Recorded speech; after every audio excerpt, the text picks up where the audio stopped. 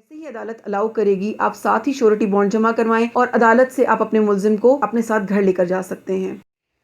बिस्मिल्लाहिर्रहमानिर्रहीम। अस्सलाम वालेकुम दोस्तों, मैं हूं एडवोकेट कुर्रतुल आयशा और आप देख रहे हैं हमारा यूट्यूब चैनल। दोस्तों, हमने अपनी पिछले वीडियो में प्री अरेस्ट बेल के हवाले से बात की, यानी कि जमानत कब्ल गिरफ्तारी। आज हम जिस मौजू पर बात करने जा रहे हैं वो है जमानत बाद गिरफ्तारी या पोस्ट अरेस्ट बेल, या इसको हम आफ्टर अरेस्ट बेल भी कह सकते हैं। कॉग्निजेबल ऑफेंस कमिट हुआ और आपके खिलाफ FIR लॉन्च हो गई और आपको अरेस्ट कर लिया गया। वो लानती किरदार, वो तो फ्रॉड करता है और तिलक जाता है तो उनको शर्म या नहीं आती। किसी भी मुल्जिम को अरेस्ट करते ही पुलिस उसको हवालात में बंद कर लेती है। इसको आम जबान में हम थाना या चौकी भी कहते हैं। वहीं पर एक हवालात है, वहीं पर उसको बंद कर लिया जाता है। जैसे ही मुल्जिम को गिरफ्तार किया जाता है तो पुलिस के पास 24 घंटे का वक्त होता है कि जिसके अंदर वो अपनी तफ्तीश को मुकम्मल कर सकता है। मैंने इन्वेस्टिगेशन करनी है। आफ्टर 24 आवर्स या 24 घंटे के बाद पुलिस पाबंद है, ड्यूटी बाउंड है कि वो उस मुल्जिम को इलाका मजिस्ट्रेट के सामने पेश करे। अगर तो 24 घंटे के अंदर तफ्तीश मुकम्मल हो जाती है तब तो ठीक है, लेकिन अगर तफ्तीश मुकम्मल नहीं होती तो पुलिस इलाका मजिस्ट्रेट को एक दरखास्त देती है, उस मुल्जिम को अपने पास रिमांड करवा लेती है। यानी कि इलाका मजिस्ट्रेट से वो ये इजाजत ले लेती है कि जनाब तफ्तीश मुकम्मल नहीं हुई, इसे मजीद रिकवरी या मजीद एविडेंसेस मिलने के चांसेस हैं, तो इस मुल्जिम को हमारे पास वापस भेजा जाए ताकि हम मजीद इन्वेस्टिगेट कर सकें, तफ्तीश कर सकें और अगर कोई सबूत हमें मिल सकता है तो हम वो हासिल कर सकें। अदालत के पास ये इख्तियार है कि वो आम केसेस में 14 दिन का रिमांड दे सकती है। पीरियोडिक रिमांड से मुराद ये है कि उन 14 दिनों को वो 2 दिन, 3 दिन, 4 दिन पर मुहित कर सकती है। जब पुलिस रिमांड की दरखास्त देती है तो मजिस्ट्रेट या अदालत उसको 2 दिन का रिमांड दे सकता है। जब पुलिस रिमांड की दरखास्त देती है तो अदालत के पास ये इख्तियार होता है कि वो पीरियोडिक रिमांड को, जो कि 14 दिन पर मुहित होता है, को पीरियोडिकली दे सकती है, यानी कि 2 दिन, 3 दिन, 4 दिन। नॉर्मली अदालत इसी पैटर्न पर चलती है और सबसे पहले 2 या 3 दिन का रिमांड दे देती है और साथ ही डायरेक्शंस दे देती है कि तफ्तीश को मुकम्मल किया जाए। अगर 3 दिन के रिमांड के बाद पुलिस फिर ये कहती है मजीद कुछ एविडेंसेस हासिल किए जा सकते हैं तो वो दोबारा से दरखास्त देगी और उस मुल्जिम की कस्टडी अदालत की इजाजत के साथ अपने पास ले लेगी और फिर उसको मजीद इन्वेस्टिगेट करेगी, सवालों जवाब करेगी। अब फिजिकल रिमांड में हमारे यहाँ कॉन्सेप्ट ड्राइंग रूम का भी मशहूर है, बहुत ज्यादा कॉमन है। हल्फी बयान दोगे या लिटरल का सबूत चाहिए तुम लोगों को?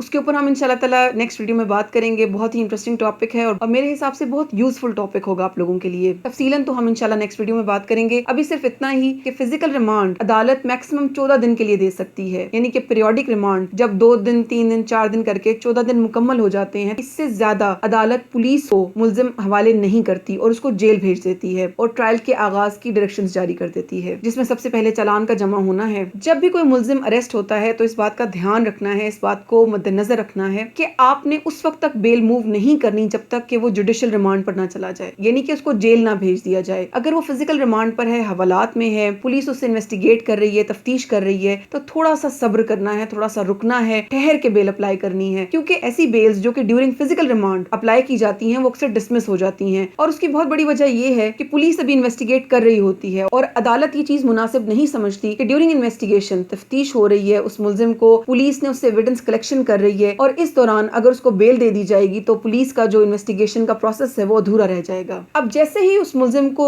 जुडिशियल रिमांड पर भेजा गया, जेल में भेज दिया गया, now is the right time, अब सही वक्त है आपकी पोस्ट अरेस्ट बेल लगाने का। यहाँ पर मैं एक छोटी सी कैटेगराइजेशन करके आपको एक बात समझाती हूँ कि पोस्ट अरेस्ट बेल अगर तो बेलेबल ऑफेंस की है तो सेक्शन 496 डील करेगा। सेक्शन 496 ऑफ CRPC हमें ये बताता है जिस जुर्म का आप पर इल्जाम लगाया गया है अगर तो वो बेलेबल है, यानी कि वो as a matter of right आपको बेल मिल सकती है, तो आपको सेक्शन 496 के तहत जमानत अप्लाई करनी है। सेक्शन 496 के हवाले से मैं एक छोटी सी टिप देती चलूं। सेक्शन 496 चूंकि बेलेबल ऑफेंस से डील करता है और इसमें शेल का लफ्ज इस्तेमाल किया गया है, यानी कि अदालत को ये हिदायत दी गई है, कानून ये कहता है कि अदालत को बेल जरूर ही ले लेनी चाहिए। बेलेबल ऑफेंस में as a matter of right ये आपका हक है कि आपको जमानत पे रिहा किया जाए। तो जब भी आप बेलेबल ऑफेंस में बेल अप्लाई करने जा रहे हैं तो अपने साथ श्योरिटी बॉन्ड, जामिन वगैरह का इंतजाम करके जाएं, जिसको हम अपनी लीगल लैंग्वेज में मचल के भरना या श्योरिटी बॉन्ड भरना कहते हैं। अपनी वो फाइल जरूर तैयार कर लेकर जाएं, क्योंकि जैसे ही अदालत आपकी जमानत का ऑर्डर करेगी, आपकी एप्लीकेशन को अलाउ कर देगी, तो साथ ही आपको श्योरिटी बॉन्ड जमा करवा देना चाहिए। अगर आप उसमें डिले करेंगे, देर लगाएंगे, तो अदालत उस मुल्जिम की कस्टडी जेल को भेज देगी, उसको जुडिशियल रिमांड कर देगी और वो मुल्जिम जेल चला जाएगा। तावक्त ये कि आप वो श्योरिटी बॉन्ड भरें, अदालत की सेटिस्फेक्शन के मुताबिक रुपकार जारी होगा, तब आपका जो एक्यूज्ड है, जो मुल्जिम है, जेल से रिहा हो पाएगा। लेकिन अगर आपकी तैयारी मुकम्मल है, आपने श्योरिटी का इंतजाम करके رکھا ہے, ضامن آپ کے پاس ہے, تو ان دیٹ کیس جیسے ہی عدالت الاؤ کرے گی آپ ساتھ ہی شورٹی بانڈ جمع کروائیں اور عدالت سے آپ اپنے ملزم کو اپنے ساتھ گھر لے کر جا سکتے ہیں. اب آتے ہیں پوسٹ اریسٹ بیل جو کہ نان بیلیبل افینسز میں ہے, یعنی کہ ان جرائم میں جو کہ ناقابل ضمانت ہیں. اگر آپ پہ کسی ایسی ایف آئی آر کا انعقاد ہو گیا ہے جس میں آپ پر لگایا گیا الزام یا جرم نان بیلیبل ہے, ناقابل ضمانت ہے, تو آپ کو کن چیزوں کا خیال رکھنا ہے؟ سب سے پہلے جس چیز کو آپ نے عدالت کے سامنے رکھنا ہے وہ یہ ہے کہ جناب مجھے 2 دن 4 دن 7 دن فزیکل ریمانڈ پر رکھا گیا, مجھ سے انویسٹیگیٹ کیا گیا. مثال کے طور پر اگر آپ پر الزام چوری یا ڈکیتی کا لگا تھا تو ان دیٹ کیس آپ سے کچھ نہ کچھ برآمد ہونا ضروری ہے, اور اگر تفتیش کے دوران آپ سے کسی بھی قسم کی برآمدگی نہیں ہوتی یا کسی قسم کی کوئی شہادت کوئی ایویڈنس آپ سے کلیکٹ نہیں ہو پاتا, یعنی کہ پروسیکیوشن یا استغاثہ آپ کے خلاف کوئی ایویڈنس کلیکٹ نہیں کر پاتا, تو یہ بہت بڑا گراؤنڈ ہے آپ کی پوسٹ اریسٹ بیل کے لیے. آپ عدالت کو یہ کنونس کر سکتے ہیں کہ جناب میں اتنے دن فزیکل ریمانڈ پر رہا لیکن میرے سے کوئی برآمدگی نہیں ہوئی جو اس بات کا ثبوت ہے کہ میں بے گناہ ہوں اور میں نے اس جرم کا ارتکاب نہیں کیا,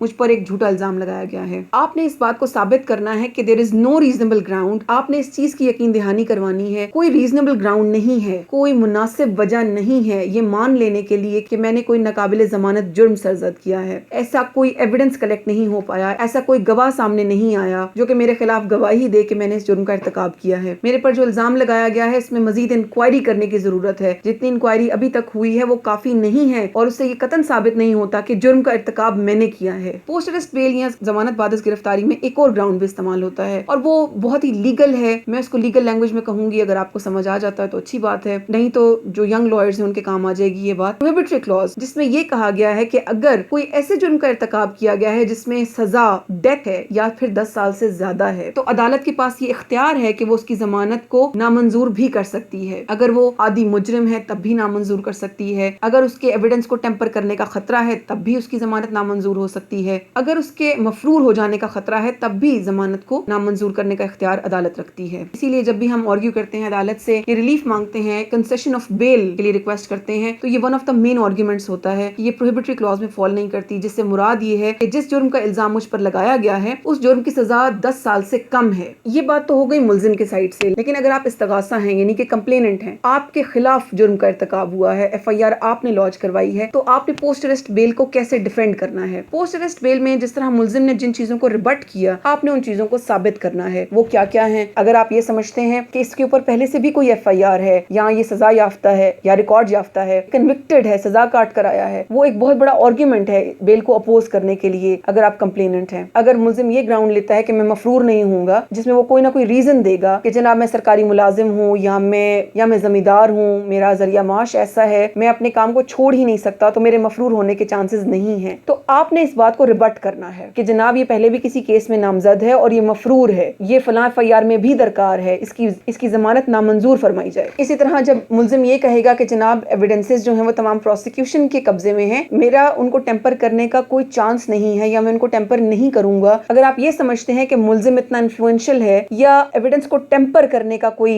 حربہ اختیار کر سکتا ہے, تو آپ نے عدالت کو اس بات پہ کنونس کرنا ہے. یہ محض آرگیومنٹ کام نہیں آئے گا. ضمانت کو اپوز کرنے کے لیے یہ تمام باتیں آپ کو ثابت کرنی پڑیں گی کہ اگر یہ ابسکونڈ کرے گا یعنی کہ یہ فرار ہونے کا خطرہ ہے تو کیوں خطرہ ہے, آپ نے اس کو ثابت کرنا ہے. ضمانت ایک ایسا ڈسکریشنری ریلیف ہے جس کو ہم ثوابدیدی اختیار کہیں گے. ایک ایسی ڈسکریشن ہے عدالت کے پاس جس پہ قانون کا ہارڈ اینڈ فاسٹ اطلاق نہیں ہوتا. قانون نے ٹینٹیٹو سے گراؤنڈز تو دے دیے ہیں لیکن وہ ہارڈ اینڈ فاسٹ رول نہیں ہے. یہ آپ پر ہے کہ آپ عدالت کو سیٹسفائی کر دیں, اس کو کنونس کر لیں کہ جناب جو الزام مجھ پر لگایا گیا ہے وہ جھوٹا ہے, یا اگر آپ استغاثہ ہیں تو آپ نے یہ ثابت کرنا ہے کہ جو الزام آپ ملزم پر لگا رہے ہیں وہ سچا ہے, اور اس کو ثابت کرنے کے لیے آپ کے پاس انف ایویڈنسز موجود ہیں, آپ کے پاس گواہ موجود ہیں. قانون میں ملزم کو یا ایکیوزڈ کو فیورٹ چائلڈ آف لا کہا گیا ہے, یعنی کہ یہ ایسا پسندیدہ بچہ ہے قانون کا جس کو قانون اس وقت تک سزا دینے کا قائل نہیں ہے کہ جب تک اس کے خلاف انف ایویڈنسز موجود نہ ہوں. پوسٹ اریسٹ بیل کے حوالے سے ایک